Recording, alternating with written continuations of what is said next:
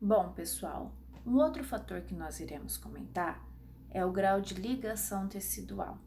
O que é isso? A ligação tecidual, ela nos mostra que grande parte das drogas, quando elas foram administradas, elas se ligam a tecidos, ou seja, elas chegam em determinada região do corpo, se depositam nessa região e acabam funcionando como um reservatório de droga. Por exemplo, a gordura é uma região que é reservatória de droga. Se o paciente entra em contato com o DDT, que é um inseticida, esse inseticida ele vai se depositar no tecido adiposo do paciente.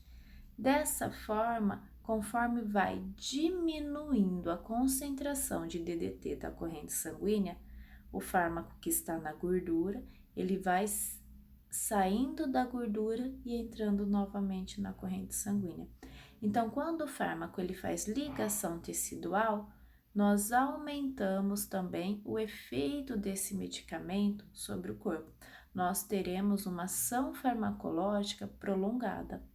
Então, o fígado faz depósito de cloroquina, os ossos fazem depósitos de tetraciclina. Esses são alguns exemplos que eu coloquei aqui para vocês. Aí eu deixei até destacado o exemplo da tetraciclina, tá? Quando nós falamos em tetraciclina, a tetraciclina ela foi utilizada por muito tempo. Atualmente as bactérias já são mais resistentes a ela. E a tetraciclina, ela tem uma afinidade muito grande com íons cálcio. Quais as regiões do corpo que nós apresentamos bastante íons cálcio? Ossos e dentes. Então, quando o paciente utilizava a tetraciclina, poderia ser visto o enegrecimento dos dentes. Isso significava que a tetraciclina está se ligando ao cálcio presente nos dentes e sendo fazendo então um reservatório tecidual. Um outro fator que nós consideramos é o volume de distribuição. Quando nós falamos em volume de distribuição, nós sabemos que as drogas elas não são distribuídas igualmente pelo corpo, tá? Em regiões mais vascularizadas chega mais droga, em regiões menos vascularizadas chega menos droga. Porém, o volume de distribuição, ele geralmente ele é medido para fazer parte dos nossos cálculos farmacocinéticos. Então, ele serve como um indicador para verificar a distribuição dessas drogas. Então, o quanto de droga está sendo distribuída. Aí nós temos que quanto maior for o volume de distribuição, melhor é a distribuição da droga, ou seja, essa droga ela está saindo mais rápido da corrente sanguínea.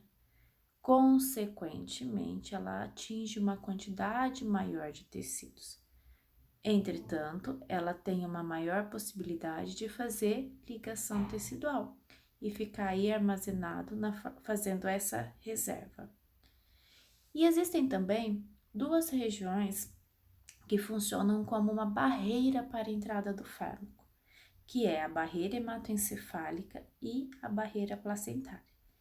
E a presença dessas barreiras são interessantes porque elas limitam a quantidade de fármaco que entram no sistema nervoso central e para o feto, de forma que pode minimizar os efeitos tóxicos nessas regiões. Bom, quando nós começamos a falar da barreira hematoencefálica, a barreira hematoencefálica ela é formada por camadas contínuas de células, tá? Unidas por zônulas de oclusão. Então, se nós observarmos nessa imagem aqui, na primeira imagem nós temos o músculo cardíaco. Nós observamos que é um músculo que apresenta mais poros. O pâncreas eu também tenho regiões mais estreitas, onde o fármaco vai ter uma permeação maior, e o fígado eu também tenho alguns poros.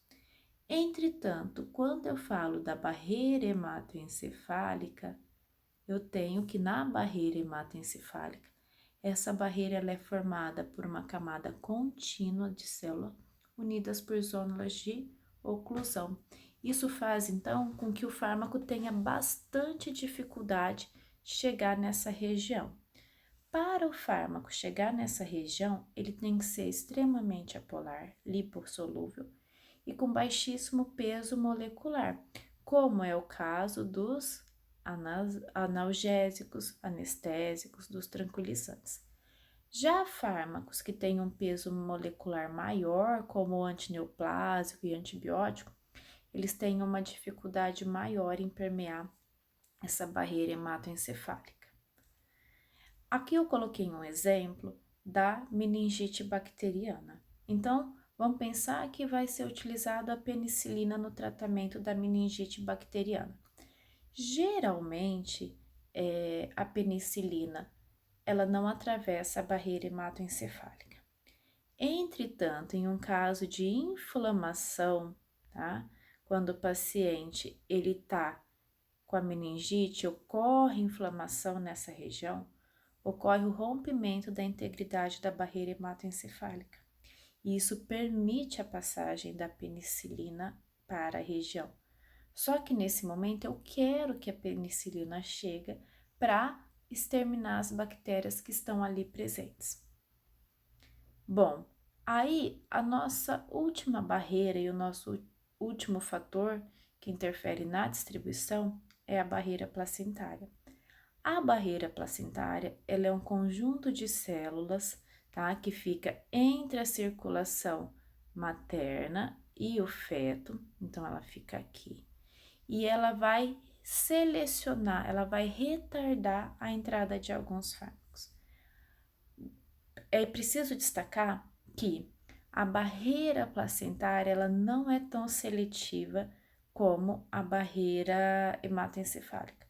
Então, muitos fármacos eles conseguem permear a barreira hematoencefálica. Me desculpem. Muitos fármacos eles conseguem atravessar a barreira placentária, diferente da barreira hematoencefálica, que eles não conseguem atravessar. Então, na verdade, a barreira placentária, ela diminui a entrada, ela funciona como um filtro, só que ela não consegue ser tão eficaz quanto a barreira hematoencefálica. Aqui também as drogas lipofílicas, apolares e de baixo peso molecular, elas irão permear mais nessa região. E diante do fato de muitas drogas conseguirem permear, o FDA ele classifica as drogas de acordo com o seu grau de teratogenicidade. O que é a teratogenicidade? É a capacidade que um fármaco tem de causar má formação fetal. Então, todas as substâncias farmacológicas que são liberadas para venda, elas são classificadas em uma tabela padronizada pelo FDA, onde nós teremos aqui o grau de classificação, tá, das drogas durante a gestação. Nós teremos a categoria onde essas drogas se enquadram e o que significa cada categoria. Por exemplo, um fármaco pertencente à categoria A significa que ele não demonstra risco nenhum para o feto, tá? É risco ausente. Conforme vão aumentando-se as letras, o grau de risco ele vai aumentando, até que nós chegamos na categoria X, onde são substâncias totalmente contraindicadas na gravidez, que se a gestante entrar em contato, provavelmente o bebê pode nascer com uma malformação fetal, que é o caso da talidomida, é um medicamento antiemético muito forte, tá? Que antigamente os médicos começaram a prescrever para gestante. E passado determinado tempo, ali uns 9, 10 meses após esse consumo elevado de talidomida, os bebês começaram a nascer com algumas malformações. Atualmente, a talidomida ela tem um controle muito grande, principalmente em mulheres gestantes.